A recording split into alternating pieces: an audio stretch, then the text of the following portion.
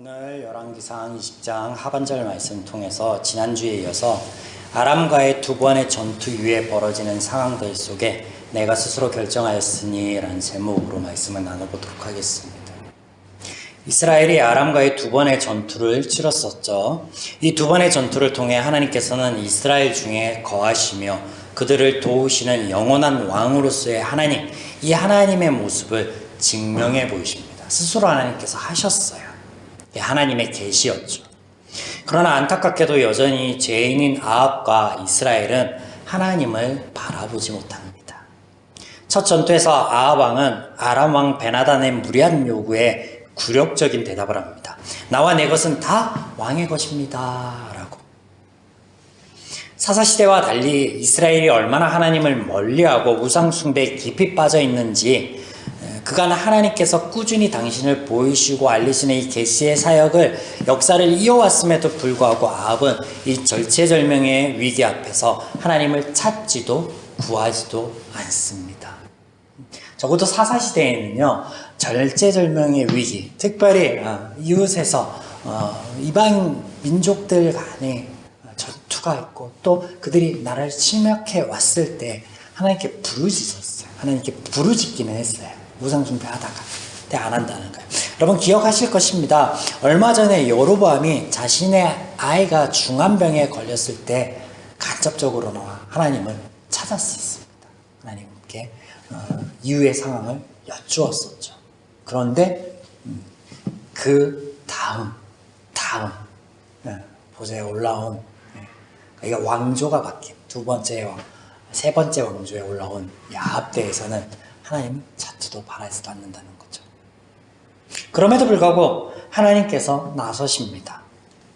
20장 13절 여호와의 말씀이 내가 이 큰 무리를 보느냐 내가 오늘 그들을 내 손에 넘기리니 너는 내가 여호와인 줄을 알리라 하셨나이다. 하나님의 뜻은 전쟁에서 승리하는 것이 아닙니다. 아합이 잃어버린 것을 되찾고 명예를 회복하는 것, 이런 것 하나님이 원하시는 게 아니라 하나님이 원하신 것 한 가지는 이거예요. 하나님을 아는 것. 하나님을 아는 것. 하나님께서는 선지자를 통하여 첫 전투가 끝이 아님을 말씀하셨고 준비하라 말씀하셨습니다. 여기서 아합과 이스라엘의 준비가 전쟁 준비가 아닙니다. 왜냐하면 엄청난 전력의 차이를 단 1년 만에 뒤집을 수 없기 때문에 그렇습니다. 1년 안에 군사를 모집하고 강병으로 육성해내는 것 자체가 불가능합니다. 역사적으로 이런 일은 없었어요. 불가능한 일이었습니다. 이것을 아시는 하나님께서 전쟁 준비를 하라고 1년 후에 대비의 말씀을 하신 것이지 않다라는 것을 우리는 유추해낼 수 있어야겠죠. 전쟁 준비가 아니라 마음의 준비예요. 마음의 준비. 1년 후에 다시 이와 같은 일이 있을 거예요. 그때 너는 오늘과 같이 위축되지 말고 담대하라 라고 위로하시는 거예요. 격려하시는 거예요. 왜? 하나님 내가 여호와임을 알리라. 내가 있잖아. 나를 바라봐. 그렇게 말씀하시는 거예요. 하나님의 배려였거든요. 마음의 위로를 얻어라, 평안을 찾으라, 담대하라, 그런 하나님의 배려였는데 두 번째 막 전투가 시작되었을 때 이 대치 상황이 아주 극적입니다. 성경적인 표현에 보면 이스라엘은 아람군과 비교해서 아주 미미한데 아람군은 온 땅에 펼쳐져 있는 마치 모래알과 같이 셀 수 없는 수많은 전투 인원이 있었음에 이스라엘은 그저 적은 수의 염소떼, 새끼 염소떼와 같았다라고 기록하고 있습니다. 그런 상황 가운데 하나님께서 이미 두 번 그에게 너는 이 큰 무리를 보냐? 내가 오늘 내 손에 그들을 넘기리니 내가 여호와임을 알리라. 그리고 1년 후에 또 이 일이 있을 거니 준비하여라 라고 두 번이나 말씀하셨거든요. 그럼에도 불구하고 이런 극적인 상황 안에서 그 누구도 하나님을 찾거나 하나님을 바라거나 요청하지 않습니다. 이번에도 하나님께서 손수 직접 나서십니다. 그렇다고 전쟁 이후 아합 왕이나 이스라엘이 하나님께 감사를 드렸는가? 성경에는 그 어떤 표현도 등장하지 않습니다. 첫 전투 때여도 마찬가지고요. 두 번째 전투 때도 마찬가지입니다. 하나님께 감사를 드렸네, 하나님께 뭐 제사를 드렸네, 뭐 하나님께 예배드리는 어떤 뭐 신앙의 어떤 모습을 뭐 회복했네, 이런 거 일절 등장하지 않습니다. 생략됐는가? 아니, 안 한 거예요.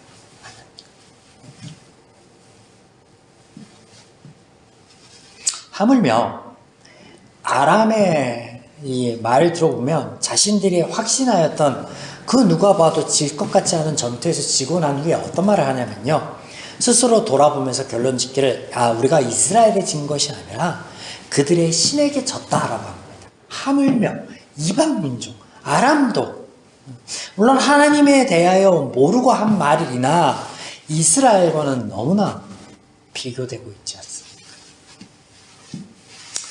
두 번의 아람과의 전투는요, 상황을 역전시켰습니다.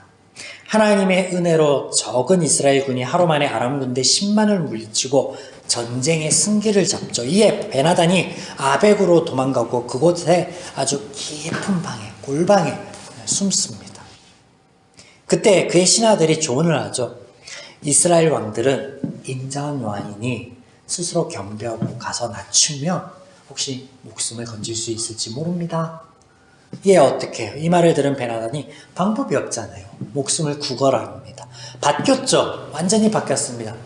아합에게 당신이 가지고 있는 거는 사람이나 짐승이나 물건이나 모두가 내 것이야. 그러니까 저조차도 당신 겁니다 라고 했는데 완전히 바뀌었어요. 바뀌어서 처음에 아합에게 가서 다시 자신을 어떻게 소개해요?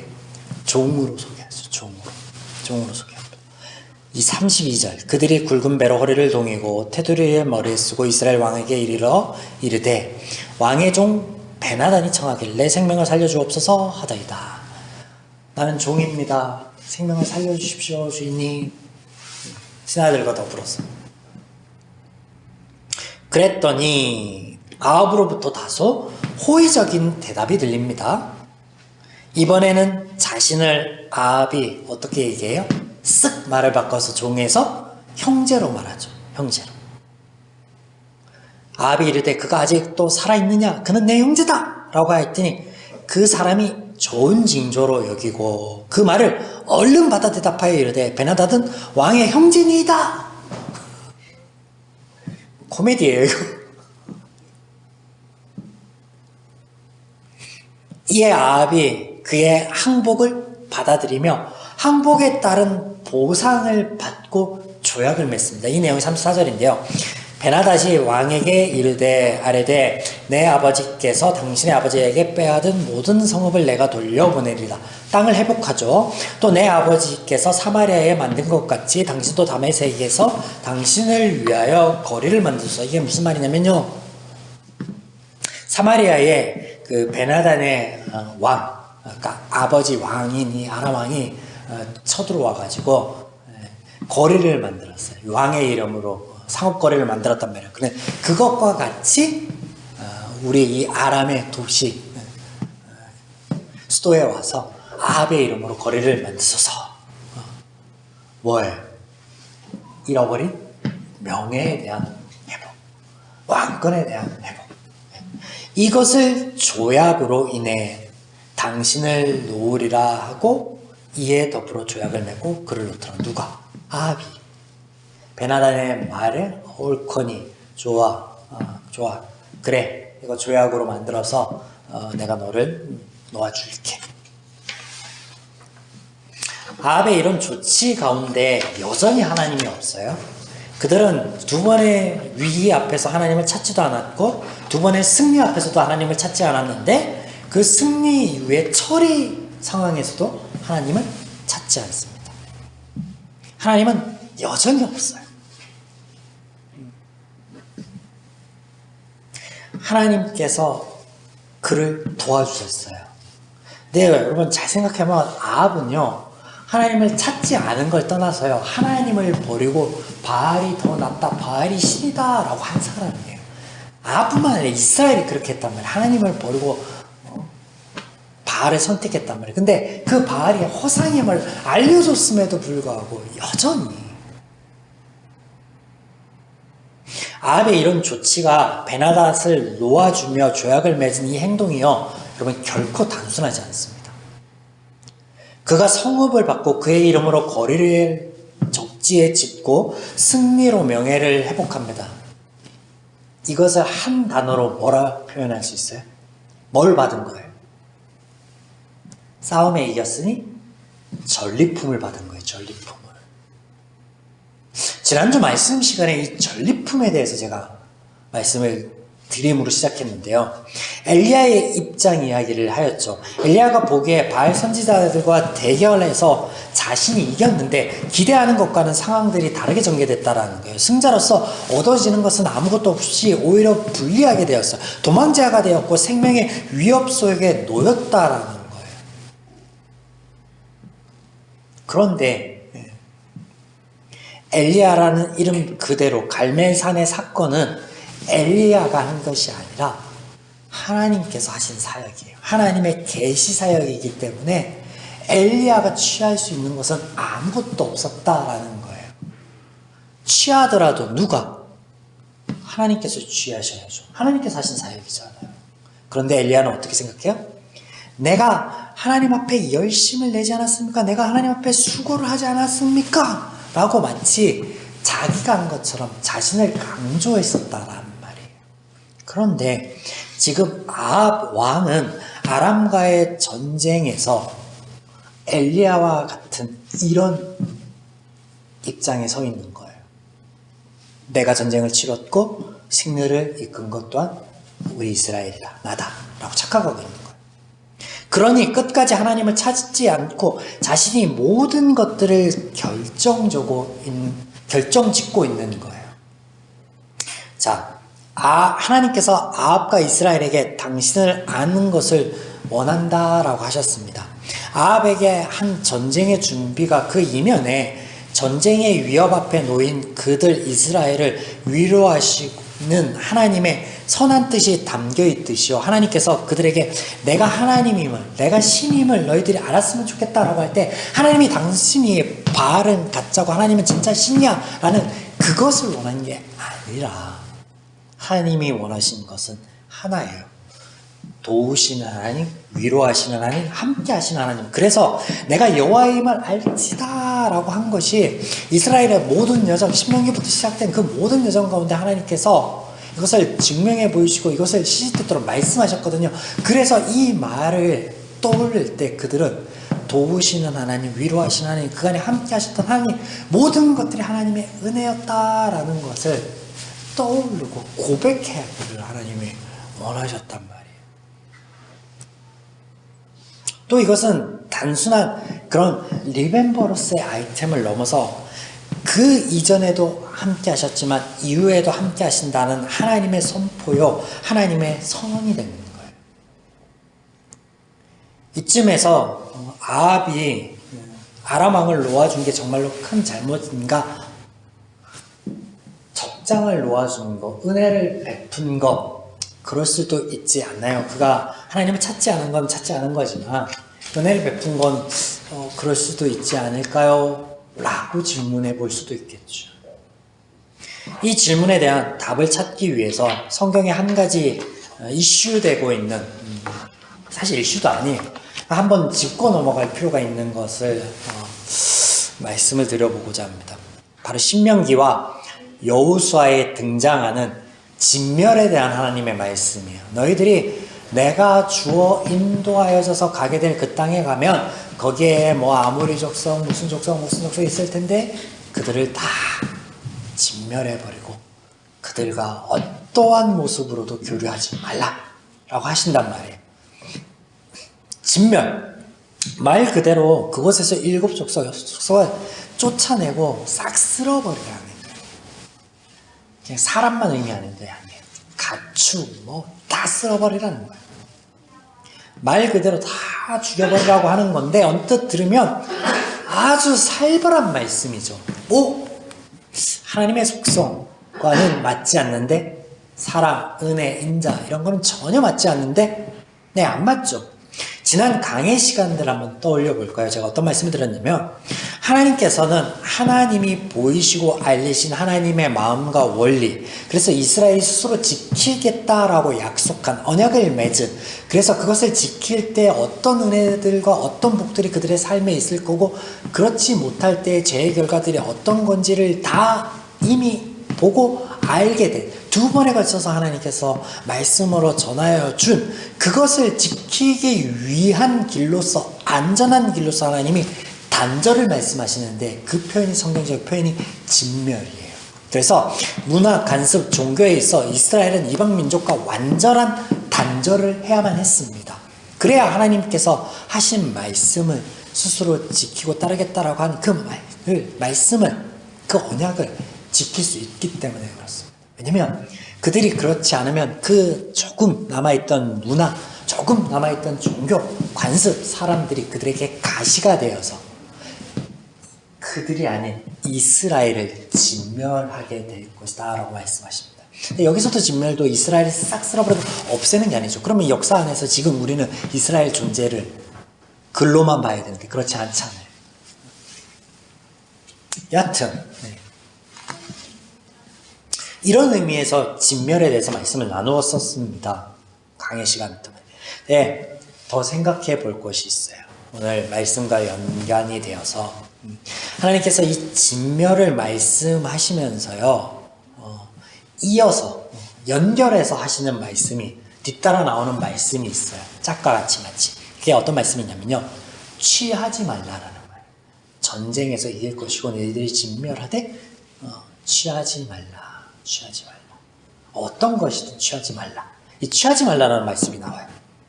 여리고성 전투 때도 그랬었고요. 사울이 치루었던 아말렉과의 전투에서도 그랬습니다. 그래서 아간이 그 은덩이랑 그 외투 숨긴 거 문제가 되고, 또 사울이 보기 좋은 거, 자기가 보기 좋은 거 막 이렇게 빼돌리고 하나님께 예배드리기 위해서 빼돌렸습니다. 문제가 되었죠. 네, 이런 전투 때 아무것도 취하지 말라라고 하나님께서 말씀하셨는데, 여러분 사실 진멸하라고 하신 그 하나님의 말씀을 지키면요, 취할 것이 없는 게 당연합니다. 하나님 말씀을 안 지켰기 때문에 취할 수 있는 게 생기는 거예요. 이해가 되시죠? 그럼 왜 하나님께서 진멸할 것과 취하지 말라라는 말씀을 하시는가? 앞서서 언급드렸듯이 하나님의 마음과 원리, 말씀을 지키는 길로서 완전한 단절과 더불어서 전리품을 갖는 자의 이 마음 때문인데, 이 마음은 뭐냐면요, 전리품을 갖는 자의 마음은 자신이 받을만 하다라는 거예요. 내가 있다라는 마음인 거예요. 나의 수고함과 나의 애씀의 보상으로 전리품을 받는 거예요. 엘리야가 갈멜산에서 왜 쫓겨나가면서 하나님 앞에 이제 족합니다, 내 생명을 거두십시오 라고 화를 내었어요. 내가 그렇게 열심히 했는데 취한 것이 없다라는 거예요. 오늘 아합이 그것들 조약을 맺으면서 취하려고 해요. 왜? 내 전쟁이었거든. 이해되시죠?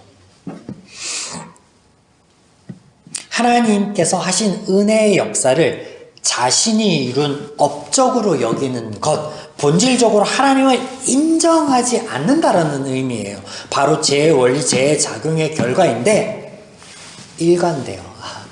첫 전투, 전투의 결과 이후, 두 번째 전투, 두 번째 전투의 결과 이후, 그리고 이렇게 조약을 맺는 그 조치 과정에서조차도 하나님을 바라보지 않아요. 하나님을 인정할, 하나님을 바라봐라. 너희의 삶 가운데 내가 꾸준하게 역사하지 않았니? 보여주지 않았니? 라고 함에도 불구하고 안 쳐다보는 거죠. 쳐다볼 수가 없는 거예요. 왜? 죄인이니까. 하나님의 말씀을 어기는 것, 하나님께서 하신 것을 자신이 한 것처럼 여겨서 하나님을 인정하지 않는 것, 이게 죄인데 아합이 그렇다는 거죠. 모든 것이 하나님의 은혜로 하셨다라고 하는 것, 이것을 아는 것, 모든 것을 하나님께서 이루셨다라고 인정하는 것, 자신이 해온 것이 아니라 오직 하나님이 하셨다라고 고백하는 것, 이 방식이 전리품을 취하지 않는 것, 진멸하는 것이에요.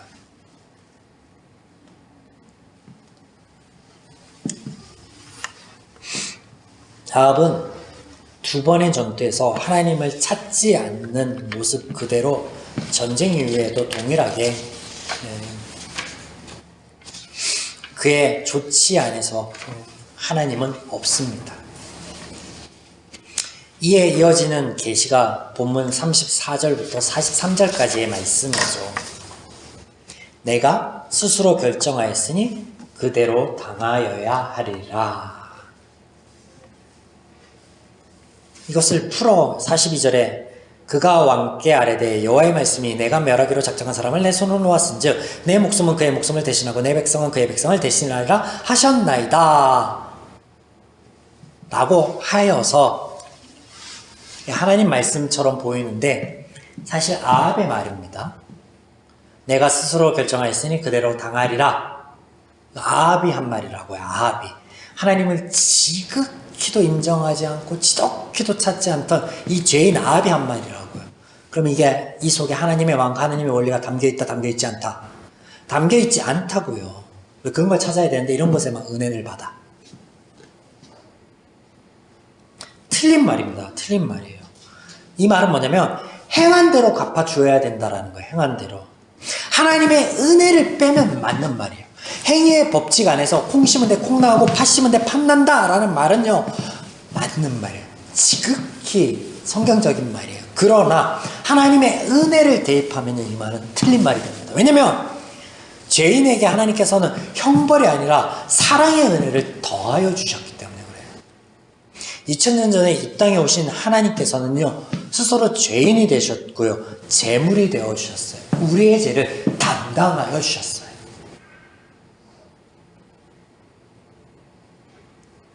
행한 대로 갚아주셨나요? 아니요. 바라지도 원하지도 소망하지도 않는 할 수도 없는 그때 하나님께서 은혜를 베풀어 주셨어요. 아합의 말이 옳지 않은 말이라고 하는 것은 그의 행동을 통해 그의 모습을 통해 우리는 더 확연히 알 수 있습니다. 43절 이스라엘 왕이 근심하고 대답하여 그의 왕궁으로 돌아가려고 사마리아에 이르니라. 근심하고 답답하여. 그래? 스스로 결정하였으니 그대로 당하여야 돼? 그래서 42절 그래 그러면 네가 스스로 정하였으니까 하나님은 진멸하기로 원했는데 네가 놓아줬으니까 너가 대신 해야겠네? 맞지? 그랬더니 아합이 뭐라 그래요? 아무 대답도 못하고 시름시름 앓는다라는 거예요. 근심하고 답답하여. 자신이 한 말에 걸려 넘어지는 거죠. 선지자의 말에 아합이 내가 스스로 결정하였으니 그대로 당하여야 한다라고 당당하게 대답하였는데 선지자의 말 앞에 아합이 이렇게 당당하게 대답하였는데 이 말이 자신에게 적용이 되어서 돌아오니까 당당할 수 있었냔 말이에요. 근심하고 답답해하더라.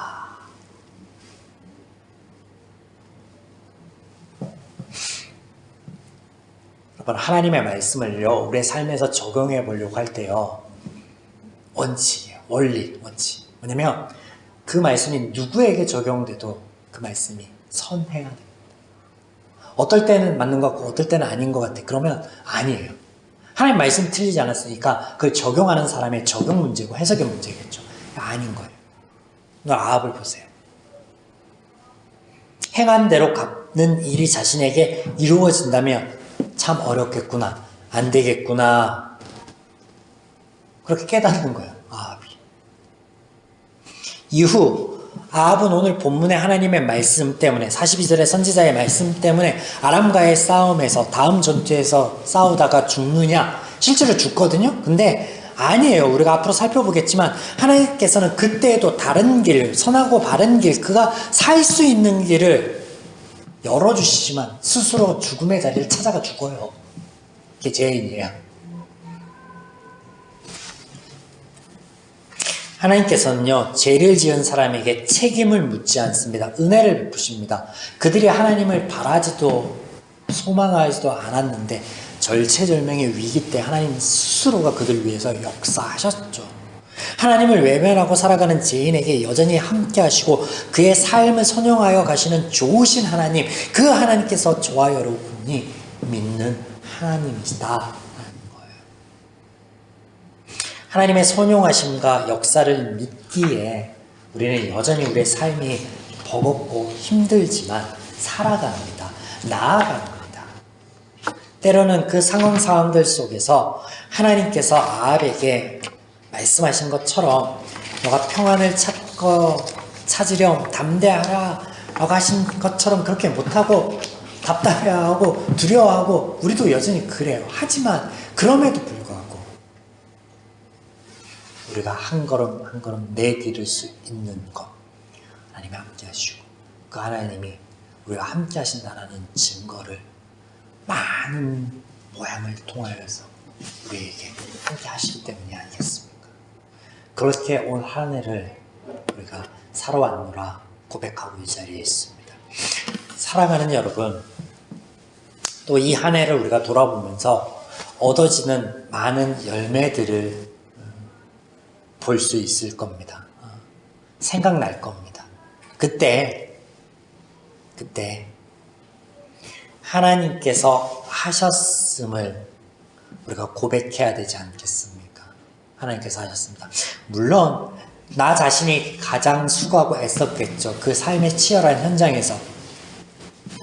그러나 하나님을 인정하는 것이 먼저다라는 거예요. 하나님께서 실제로 도우셨겠지만 아니,